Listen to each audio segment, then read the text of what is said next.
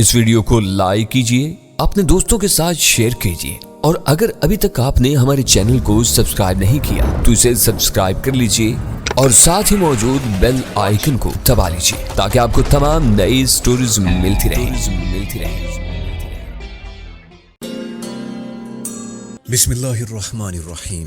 Discover original کے معزز ناظرین، السلام علیکم۔ اب کس نمبر 553 ملاحظہ فرمائیں۔ وہ بڑے منظم انداز میں ہمارے گرد حلقہ تنگ کرتے جا رہے تھے۔ انہوں نے بروقت ہمارے پیچھے ریوالور کی موجودگی کا احساس دلا کے ہمیں خاموشی سے اطاعت پر مجبور کر دیا تھا، اور انہیں اپنے مشن کے مکمل کامیاب ہونے کا یقین ہو چلا تھا کہ پادری کی مداخلت نے ان کا بنا بنایا کھیل بگاڑ دیا۔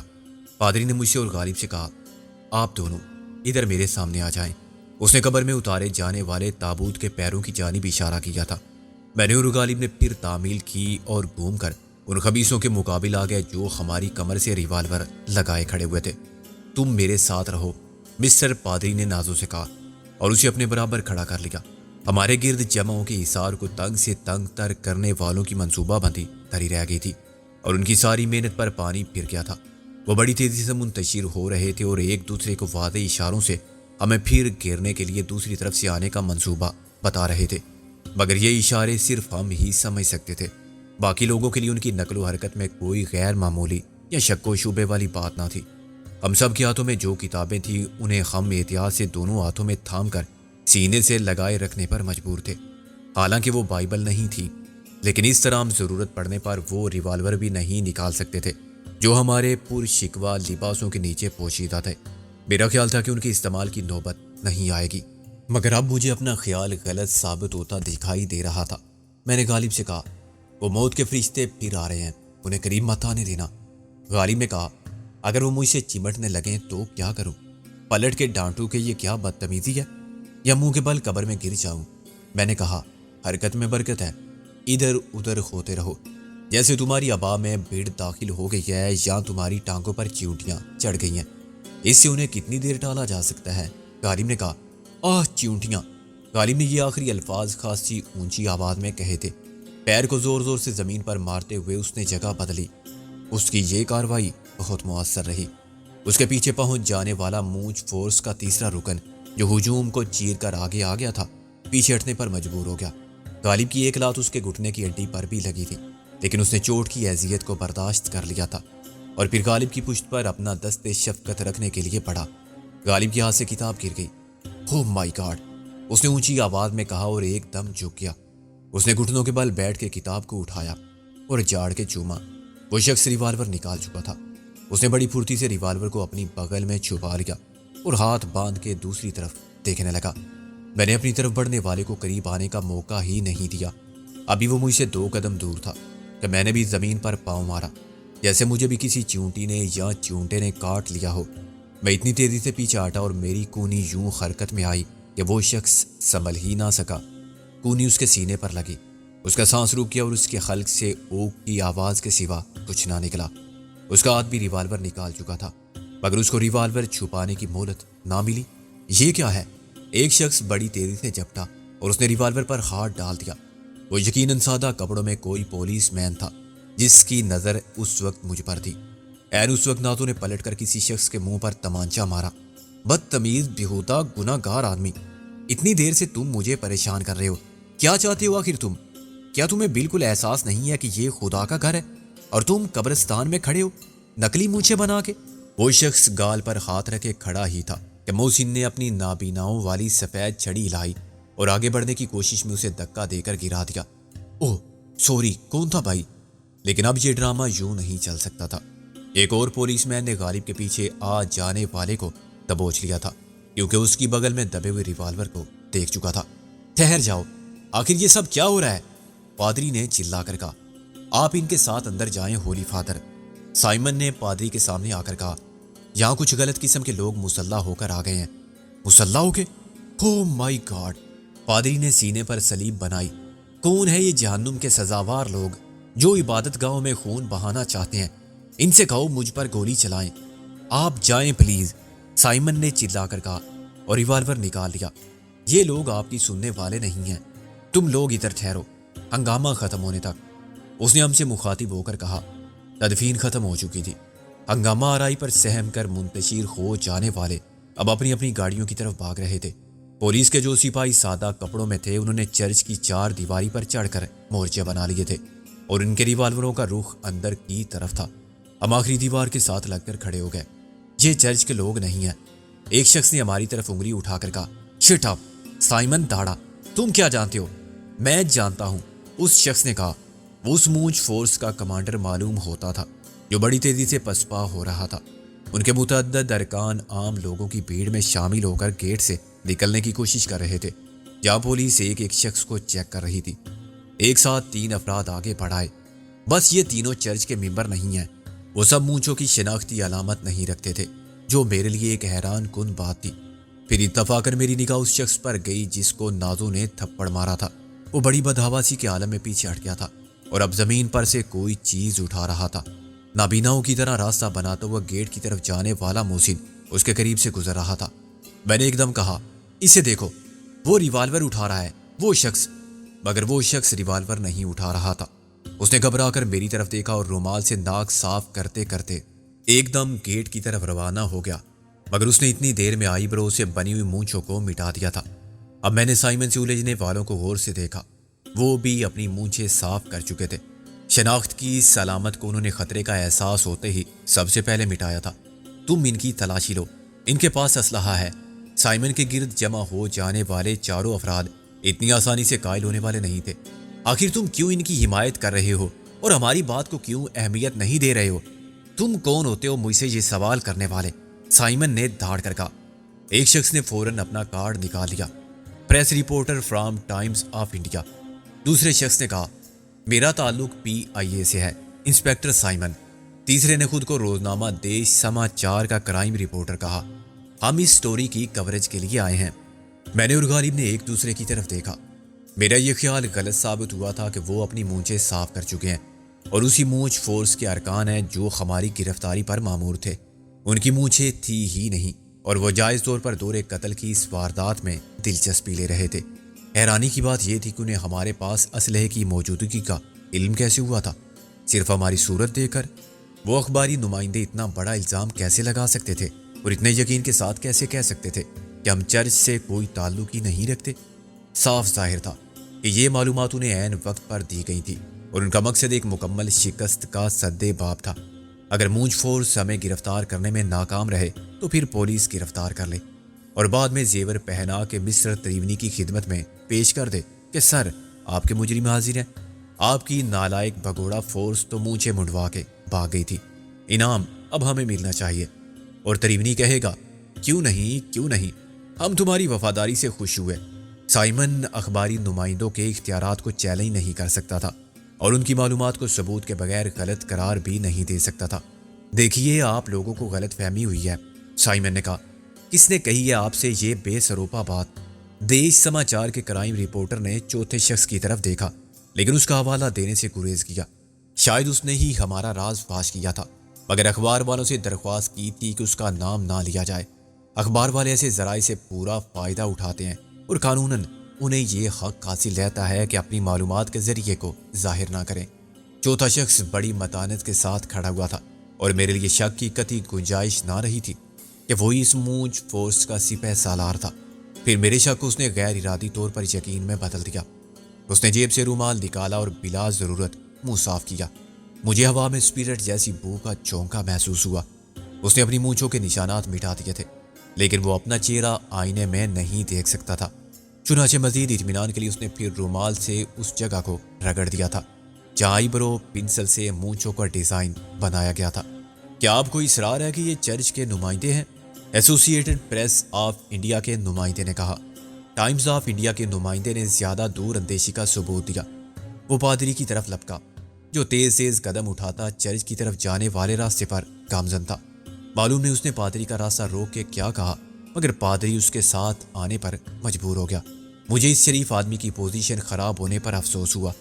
اس نے ہماری مدد کی تھی اور اب پریشانی میں گرفتار تھا۔ اسے جان بچا کے نکل جانا چاہا تھا مگر اخباری رپورٹر نے اس کی کوشش بھی ناکام بنا دی تھی۔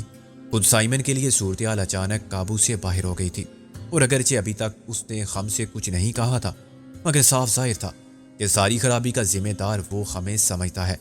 ہم 8-10 فٹ دور تھے، چنانچہ ابھی تک براہ راست سوالات کی زد میں نہیں آئے تھے۔ فادر، میں آپ کو زحمت دینے پر معذرت ہوا ہوں، ٹائمز آف انڈیا کے نمائندے نے کہا، لیکن اس گتھی کو آپ ہی سلجھا سکتے ہیں۔ پادری نے خفگی سے کہا، آخر تمہیں کس نے اندر آنے کی اجازت دی ہے؟ ہم کسی کی اجازت کے محتاج نہیں ہوتے فادر، جہاں بھی کچھ ہو ہم خود پہنچ جاتے ہیں، اور یہی ہمارے پیشہ ورانہ فرائض کا تقاضا ہے۔ دیش سماچار کا نمائندہ بولا، میرا مقصد ہرگز دھمکی دینا نہیں تھا۔ یہ سٹوری بہرحال ایک نیوز ویلیو رکھتی ہے، اس میں کوئی زرد صحافت والی بات نہیں ہے۔ ٹائمز آف انڈیا کے نمائندے نے کہا، اس میں پولیس بھی کوئی مدد کرنے سے قاصر تھی۔ آپ صرف تصدیق یا تردید کر دیں کہ یہ تینوں چرچ سے متعلق ہیں یا نہیں۔ اے پی آئی کے نمائندے نے کہا، پادری کے لیے براہ راست جواب دینے سے گریز کی گنجائش باقی نہیں رہی تھی۔ اس کی نظریں ہمیں مدعون کرتی ہوئی محسوس ہوتی تھی کہ تم نے باتوں میں الجھا کے مجھے ایک ایسے کام پر مجبور کر دیا جس کا نتیجہ پریشانی اور پشیمانی کے سوا کچھ نہ تھا۔ تاہم اب وہ کسی صورت اپنی پوزیشن خراب کرتے ہوئے ہمیں تحفظ فراہم کرنے کے لیے تیار نہ تھا۔ اس نے قطعی اور دو ٹوک لہجے میں کہا، آئی ایم سوری جینٹل مین، لیکن ان تینوں کا چرچ سے کوئی تعلق نہیں۔ ظاہر اس بیان کے ساتھ ہی صحافیوں کے لیے ایک تہلکہ خیز سرخی بن گئی۔ انہوں نے فاتحانہ نظروں سے سائمن اور ہماری طرف دیکھا، پھر انہوں نے سوالات کی بوچھاڑ کر دی، تو پھر یہ کون ہے؟ انہوں نے چرچ کا لبادہ کیوں پہن رکھا ہے؟ یہ آپ کی موجودگی میں کیسے چرچ کی نمائندگی کر رہے تھے؟ اگر آپ کو معلوم تھا کہ یہ جھوٹے اور جعلی لوگ ہیں تو آپ نے احتجاج کیوں نہیں کیا تھا؟ آپ نے پولیس کو کیوں نہیں بتایا تھا؟ پادری پرسکون رہا اور اس نے کسی کو جواب دینے کی کوشش نہیں کی۔ آخرکار صحافیوں کو خاموش ہونا پڑا۔ آپ کی خاموشی کا کیا مطلب لیا جائے ہولی فادر؟ دیش سماچار کا کرائم رپورٹر بولا، مطلب نکالنا تو آپ لوگ جانتے ہیں، میں تو منتظر تھا کہ آپ کے سوالات ختم ہوں تو میں بھی کچھ کہوں۔ پادری نے مسکرا کر کہا، اور کہنا مجھے صرف اتنا ہے کہ آپ کے سب سوالات کا جواب میری طرف سے بھی نوجوان انسپیکٹر سائمن ہی دیں گے، جن کی والدہ اور ہمشیرہ کی المناک وفات اس اجتماع کا سبب بنی۔ انہوں نے ہی مجھ سے ان تینوں کی مدد کے لیے کہا تھا، اور ان کے ضامن بھی یہ ہوئے تھے۔ میں نے ہمیشہ قانون کا احترام کیا ہے اور قانون کی مدد کی ہے، اس لیے میں آپ لوگوں سے بھی درخواست کروں گا کہ اس خبر میں میری ذات یا چرچ کے عرفہ و مقام کو بے سبب نہ گھسیٹا جائے۔ یہ ایک ناخوشگوار واقعہ تھا جس کا چرچ سے کوئی تعلق نہیں۔ مجھے اور کچھ نہیں کہنا ہے۔ خاموشی کا ایک مختصر وقفہ آیا، پھر اے پی آئی کا نمائندہ بولا، لیکن ہولی فادر، اگر اس واقعے کی تحقیقات کے لیے آپ کو گواہی دینی پڑے تو میں دوں گا۔ میں نے کہا نا کہ قانون کی مدد کرنا میرا فرض ہے۔ پادری نے اس کی بات کاٹ دی، وہاں بھی میں یہ کہوں گا کہ جو میں اس وقت کہہ رہا ہوں آپ لوگ مجھ سے غلط بیانی کی توقع نہیں رکھ سکتے۔ اگر مجھے 10 بار بھی بتانا پڑے گا تو میں ایک ہی سچ بتاؤں گا۔ سچ ایک ہوتا ہے اور اس کے 2 پہلو بھی نہیں ہو سکتے۔ Thank you gentlemen, God bless all of you. پادری نے سینے پر صلیب کا نشان بنایا اور واپس چل پڑا۔ آپ مطمئن رہیں سر، آپ کی اور چرچ کی نیک نامی پر کوئی حرف نہیں آ سکتا۔ دیش سماچار کے نمائندے نے کہا، یہ وعدہ میں سب کی طرف سے کر سکتا ہوں۔ تھینک یو مائی سن۔ پادری نے پلٹ کر مسکراتے ہوئے ہاتھ ہلایا۔ ظاہر اب توپوں کا رخ میری طرف ہوگا۔ سائمن نے ایک گہری سانس لے کر کہا، انسپیکٹر سائمن، ہمیں آپ سے پوری ہمدردی ہے۔ یہ بہت بڑا المیہ تھا، لیکن اس واردات کے بہت سے پہلو ابھی تک بے نقاب نہیں ہوئے۔ دیش سماچار کا نمائندہ بولا، اتنی جلدی ہو بھی نہیں سکتے، ابھی تو تفتیش کا آغاز ہی نہیں ہوا، ابتدائی کارروائی جاری ہے، سائمن نے کہا، اور قبل از وقت میں اس معاملے میں کوئی رائے نہیں دے سکتا۔ مجھے افسوس اس بات کا بھی ہے کہ آپ کا رویہ ابتدا میں عدم تعاون کا اور کسی حد تک غلط اور جارحانہ تھا۔ ٹائمز آف انڈیا کے نمائندے نے کہا، آئی ایم سوری، میں ذہنی و جسمانی طور پر بہت اپسیٹ ہوں۔ میں 24 گھنٹے سے سویا نہیں ہوں۔ جو کچھ میں نے پہلے کہا میری درخواست ہے کہ آپ اسے حذف کر دیں۔ میں آپ کے سب سوالات کا جواب دینے کے لیے تیار ہوں۔ اوکے انسپیکٹر، ان حالات میں ہم وہ سب آف دی ریکارڈ رکھتے ہیں، اس میں سے کچھ شائع نہیں ہوگا۔ اے پی آئی کے نمائندے نے کہا، اب آپ بتائیں کہ کیا یہ صحیح ہے جو کچھ پادری نے کہا؟ اس بیس میں خود آپ انہیں چرچ میں لائے تھے؟ ٹائمز آف انڈیا کا نمائندہ بولا، ہاں یہ بالکل صحیح ہے، انہیں میں لایا تھا۔ کیا یہ بھی درست ہے کہ ان لوگوں کے پاس اسلحہ ہے؟ دیش سماچار کا نمائندہ بولا، ہاں ہم سب مسلح ہیں۔ سائمن نے پورے اعتماد کے ساتھ جواب دیا، یہ کون لوگ ہیں؟ پولیس کے آدمی؟ ہم ان سے بات کر سکتے ہیں؟ ظاہر ہے پولیس کے آدمی ہیں۔ سائمن مسکرایا، کیا آپ لوگ انہیں ہر طرف نہیں دیکھ رہے ہیں سادہ لباس میں؟ لیکن آپ ان سے کوئی سوال نہیں کر سکتے۔ اس مخصوص لباس میں ایک عورت اور 2 مردوں کو یہاں بھیجنے کی ضرورت اور مصلحت ابھی تک واضح نہیں ہوئی۔ اے پی آئی کا نمائندہ بولا، یہ یہاں کیا کر رہے تھے؟ ان کا تعلق پولیس کے محکمے کے کس شعبے سے ہے؟ دیش سماچار کا کرائم رپورٹر بولا، ان کے نام اور عہدے کیا ہیں؟ دیکھیں، میں ایک بات کی وضاحت ضروری سمجھتا ہوں۔ میں ایک چھوٹا سا پولیس افسر ہوں جس کی ڈیوٹی ایک دور افتادہ گاؤں میں تھی۔ سرکاری طور پر میں کوئی بیان دینے یا پریس کانفرنس کرنے کا مجاز نہیں۔ یہاں میں آپ سے اپنی ذاتی حیثیت میں بات کر رہا ہوں۔ یہ تینوں میرے معاون اور مددگار کی حیثیت سے آئے تھے۔ ان کا پولیس کے محکمے کی ملازمت سے کوئی تعلق نہیں۔ در حقیقت انہیں ایک خاص مقصد کے تحت یہاں لایا گیا تھا۔ یہ ایک قاتلوں کو شناخت کر سکتے تھے۔ کیا پولیس کا خیال تھا کہ قاتل بھی یہاں موجود ہوں گے؟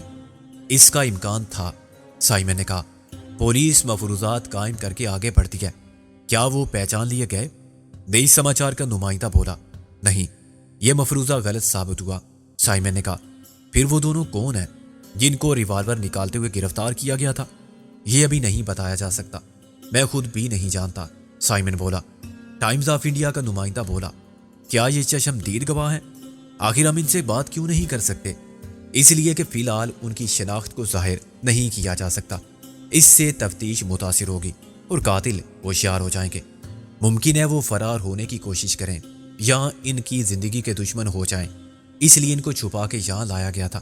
لیکن جہاں سیکورٹی کے انتظامات کا ذمہ دار میں نہیں تھا۔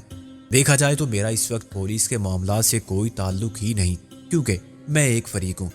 قتل کی ایف آئی آر میں مدعی میں ہوں۔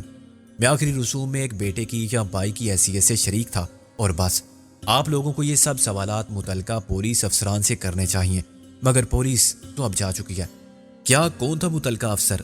ٹائمز آف انڈیا کے نمائندے نے برہمی سے کہا، آپ لوگ معلوم کر سکتے ہیں تفتیش کا نگران کون ہے اور حفاظتی انتظامات کی ذمہ داری کس کو سونپی گئی تھی۔ میں تو آپ لوگوں سے بھی زیادہ اجنبی ہوں ان معاملات میں، میری ڈیوٹی نہیں یہاں۔ What nonsense! تم نے پہلے کیوں نہیں کہا؟ کیا نہیں کہا؟ سائمن نے کہا، تم خود میرے پاس آئے تھے، میں نے تمہیں نہیں بلایا تھا اور نہ کسی پریس کانفرنس کا دعوت نامہ بھیجا تھا۔ تم ہمارا وقت ضائع کر رہے تھے، تم نے ہمیں روکے رکھا، فضول باتوں میں الجھایا، تم نے خود اپنا وقت ضائع کیا۔ میں نے صرف سوالات کے جواب دیے۔ Now you can go to hell all of you, Simon نے کہا۔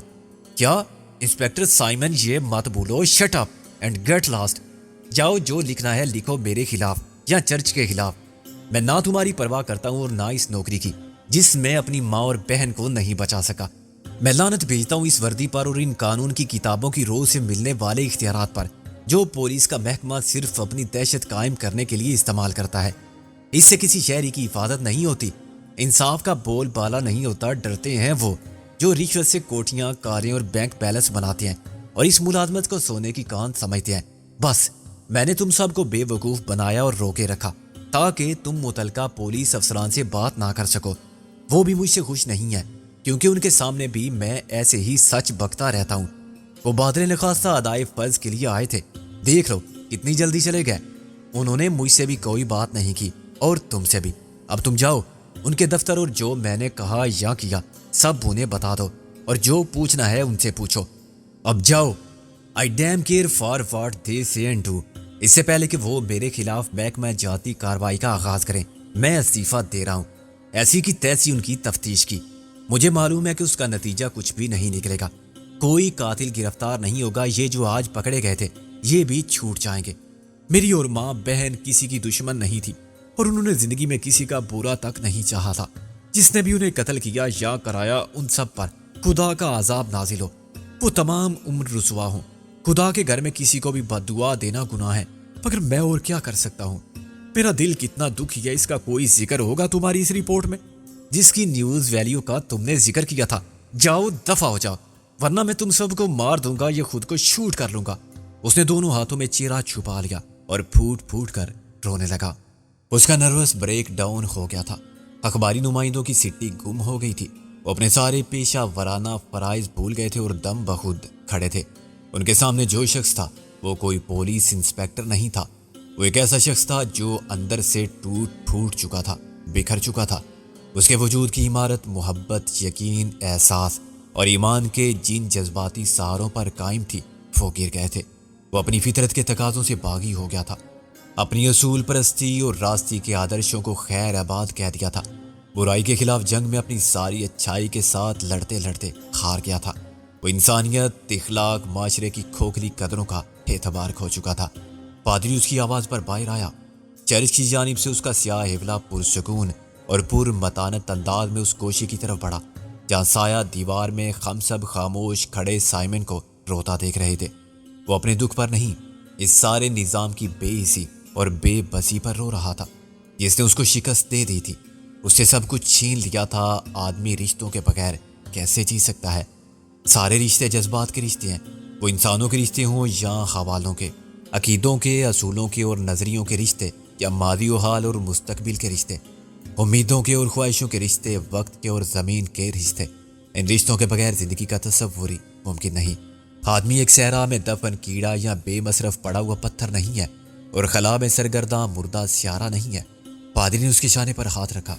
تم کو خداوند کی رحمت سے مایوس ہونا زیب نہیں دیتا۔ تم نے اس کی خوشنودی کے لیے غلط راستے اور کج روح انسانوں سے سمجھوتا نہیں کیا۔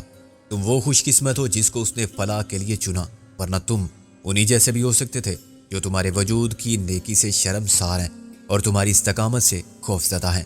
آؤ خدا کے گھر کی پناہ میں، تم کو سکون، آرام کی، صبر اور حوصلے کی ضرورت ہے۔ سائمن نے پادری کے کندھے پر سر رکھ دیا۔ کسی بچے کی طرح وہ اس کے ساتھ چل پڑا۔ اخباری نمائندے تذبذب اور پیشیمانی کی کیفیت میں کھڑے ہوئے تھے۔ قبرستان ویران ہو چکا تھا، لیکن اس کی چار دیواری کے باہر کی دنیا میں رات اپنی ساری جلوہ نمائی رنگ و نور کی، فروانی اور پرکیف قلوتوں کی خوشبو کے ساتھ خوشباش، خوش پوش اور خوش شکل مردوں اور عورتوں میں مسرتوں کے خوش رنگ پھول اور شوخ مسکراہٹوں کے شگوفے تقسیم کر رہی تھی۔ ہم سب ایک ہی جگہ کھڑے کھڑے تھک گئے تھے۔ پرملامت خیالوں کی کسک میرے لیے ناقابل برداشت ہوتی جا رہی تھی۔ سائمن نے میری مشکل آسان کر دی تھی۔ اس نے اپنے ضمیر کا بوجھ اتار پھینکنے میں پہل کی تھی۔ اب ہماری باری تھی۔ کیا وہاں موجود اخباری نمائندوں کی جو اپنی خبر کی قبر پر کھڑے ہوئے تھے اور اس کی لوح کو کسی سنسنی خیز سرخی میں ڈالنے کا حوصلہ نہ رکھتے تھے، ان کی مشکل غالب نے آسان کی۔ اس سے پہلے کہ میں بولتا وہ آگے بڑھا۔ غالب نے کہا، آپ لوگ اب کیا سوچ رہے ہیں؟ جا کے اس خبر کے لیے سا کالمی سرخی کیوں نہیں بناتے؟ دیر ہو گئی تو آخری کاپی پریس میں چلی جائے گی اور کل اس کی نیوز ویلیو آدھی رہ جائے گی۔ آپ لوگ صحافی ہیں، میں جاننا چاہتا ہوں کہ صحافت کسے کہتے ہیں؟ کیا یہ ریاست کا چوتھا ستون ہے؟ کیا یہ ایک پاک فریضہ ہے یا یہ صرف اخبار بیچنے کا ذریعہ ہے؟ آپ لوگ ہم سے ہمارے بارے میں جاننا چاہتے تھے، ہم سے بات کرنے کے لیے بے چین تھے۔ اندر آئیے، میں آپ لوگوں کی ایک پریس کانفرنس میں مدعو کرتا ہوں، ایک اور ایکسکلوسیو سٹوری کے لیے۔ یہ اتنی بڑی خبر بن سکتی ہے جتنی بڑی ہیروشیما پر ایٹم بم کے دھماکے کی خبر تھی۔ اس میں سب کچھ ہے، فکشن، ایکشن، سسپینس، سنسنی خیز انکشافات کا سلسلہ، دھماکہ کرنے والا مواد، انتظامی مشینری کو تہ و بالا کر دینے اور حکومت کے ایوانوں میں زلزلہ لانے والے واقعات، بڑے بڑے ناموں کے دیو مالائی ایمج کو بھگ سے اڑا دینے والا مسالہ۔ میں آپ لوگوں کو سب سچ بتا سکتا ہوں، اس شرط کے ساتھ کہ آپ اس سچ کو مسخ کیے بغیر اور سنسر کیے بغیر، اپنے کیریئر، کاروبار اور زندگی کو لاحق خطرات کی پرواہ کیے بغیر شائع کر دیں۔ خاموشی کا ایک طویل وقفہ رات کے تاریخ خلا میں ایسے معلق رہا جیسے پھانسی کے اندھے کنویں میں کسی لاوارث لاش ہے جسے انصاف کے نام پر قتل کر دیا گیا ہو۔ آخر ٹائمز آف انڈیا کے نمائندے نے کہا، یہ ناممکن ہے، ایسا اب کہیں بھی ممکن نہیں۔ پورا سچ نہ کوئی بول سکتا ہے اور نہ کوئی لکھ سکتا ہے، کوئی سنتا جو نہیں۔ اے پی آئی کے نمائندے نے مایوسی سے کہا، اور نہ برداشت کرتا ہے۔ ہم صحافی خبریں بنانے والے ملازم ہیں، صرف وہی خبریں بنا سکتے ہیں جو کاروباری لحاظ سے مالک کے لیے فائدہ مند ہو۔ دیش وچار کے نمائندے نے کہا۔ غالب نے کہا، میں بھی ایک صحافی تھا، اب میں ایک مجرم ہوں جسے یہ بھی معلوم نہیں کہ اب اس کے خلاف جرائم کی فہرست کتنی طویل ہے۔ میں تم سے حمایت یا جذباتی ہمدردی نہیں مانگ رہا ہوں، مجھے معلوم ہے کہ تم مجبور لوگ ہو اور کسی کے لیے کچھ بھی نہیں کر سکتے، لیکن کیا تم سچ سنو گے؟ انہوں نے ایک دوسرے کی طرف دیکھا اور سوچ میں پڑ گئے۔ آخرکار دیش سماچار کا نمائندہ بولا، سن لینے میں کیا ہے، کوئی فائدہ نہیں تو نقصان بھی نہیں ہے۔ نقصان کیوں نہیں، صرف حق دل میں کھٹکتا ہے کانٹے کی طرح۔ اے پی آئی کا نمائندہ بولا، ہم اس کا اظہار بھی نہیں کر سکتے کہ خلش مٹ جائے۔ ٹائمز آف انڈیا کا نمائندہ بولا، لیکن ہم تم سے سچ سننے پر تیار ہیں۔ آخر تم اس کا بوجھ کب تک اٹھائے پھرو گے؟ تم خبارے قبیلے سے ہو، اپنا دل ہلکا کرنا چاہو تو کھل کر بات کرو۔ یہ بھی ہو سکتا ہے کہ ہم سے تمہیں فائدہ نہ ہو تو نقصان بھی نہ ہو۔ تمہارا وہ چوتھا ساتھی کہاں ہے؟ غالب نے کہا۔ وہ ہمارا ساتھی نہیں تھا، اس نے تو بس ہمیں لائن دی تھی۔ شوشا چھوڑ کے خود کیسے غائب ہو گیا؟ کسی کو پتہ ہی نہیں چلا۔ غالب نے کہا، وہ کسی اور کو ہیڈ لائن دینے چلا گیا، اسے کہیں اور جا کے کسی کے لیے خبر بنانی ہوگی، اس کے لیے حالات اور واقعات کا رخ بدلنا ہوگا اپنے مفادات کے حق میں۔ خیر اچھا ہی ہوا کہ وہ چلا گیا، ورنہ میرا سچ کل جھوٹ بن کے شائع ہو جاتا۔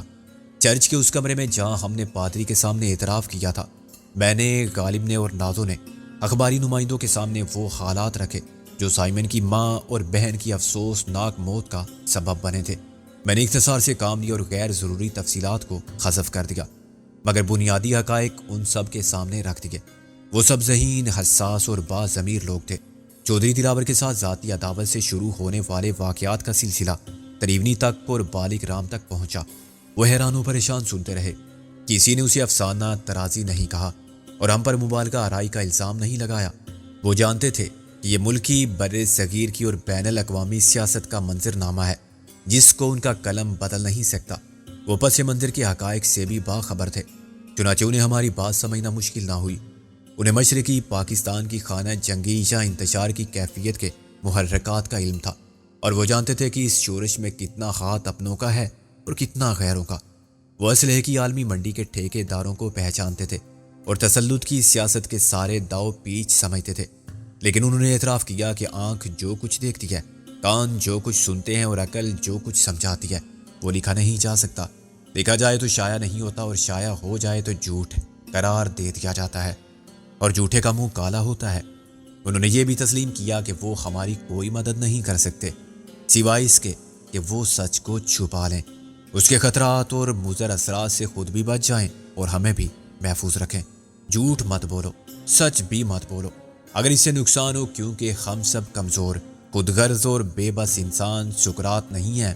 جب وہ چلے گئے تو میں نے غالب سے کہا، کیا اب ہم بھی جا سکتے ہیں؟